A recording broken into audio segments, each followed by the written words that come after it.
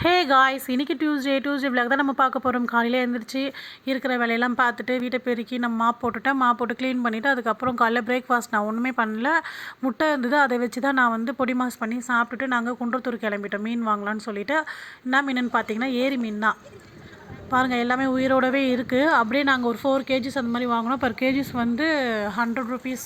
So அதனால் 4 kilo வாங்கி clean பண்ணவும் கொடுத்தாச்சு. நாங்கள் அந்த அக்கா அப்படியே சூப்பராக க்ளீன் பண்ணிலாம் கொடுத்துட்டாங்க. நான் ஒரு 3-4 வெரைட்டி மீன் பார்த்தேன். நான் வாங்கினது ஜிலேபி மீன் தான் வாங்கினேன். அந்த அக்காக்கிட்டே நான் க்ளீன் பண்ணி கொடுத்துட்டேன். அந்த அக்கா சூப்பராக க்ளீன் பண்ணி கொடுத்துட்டாங்க.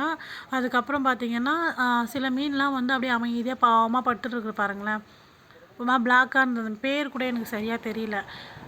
இதுனா மீனுன்னு எனக்கு தெரியல. தெரிஞ்சால் கமெண்டில் சொல்லுங்கள். அதுக்கப்புறம் க்ளீன் பண்ணி கொடுத்த பிறகு நான் ஸ்லைஸ்லாம் போட்டு கொடுத்துட்டாங்க. அதை வாங்கிக்கினா அவங்களுக்கு பாய் சொல்லிவிட்டு நான் வீட்டுக்கு வந்துட்டேன். வீட்டுக்கு பார்த்தீங்கன்னா வந்துட்ட பிறகு அண்ணியார் தான் க்ளீன் பண்ணி கொடுத்தாங்க. மஞ்சள் உப்புலாம் போட்டு நல்லா உரண்டி க்ளீன் பண்ணி எடுத்துட்டாங்க. நான் வந்து இந்த சைடு குழம்பு செய்யலான்னு சொல்லிவிட்டு நான் எல்லாமே ரெடி பண்ண ஆரம்பிச்சிட்டேன். அதுக்கப்புறம் குழம்பு இது கொதிக்கிற கேப்லேயே இந்த மீன் ஃப்ரைக்கும் நான் மேரினேட் பண்ணி ஃப்ரை பண்ணவும் ஆரம்பிச்சிட்டேன். குழம்பு நல்லா வேறு லெவலில் டேஸ்ட்டாக சூப்பராக இருந்துச்சு. நீங்களும் இதே மாதிரி வாங்கின்னு வந்து ஃப்ரெஷ்ஷான மீனுங்க, அதனால் எனக்கு எந்த ஸ்மெல்லும் அந்த மாதிரிலாம் எதுவுமே வரல. சூப்பராக இருந்தது. நீங்களும் வாங்கி இது மாதிரி டேஸ்ட் பண்ணி பாருங்கள். இந்த வீடியோ பிடிச்சா லைக் அண்ட் ஷேர் பண்ணுங்கள். மறக்காமல் சப்ஸ்கிரைப் பண்ணுங்கள். பாய்.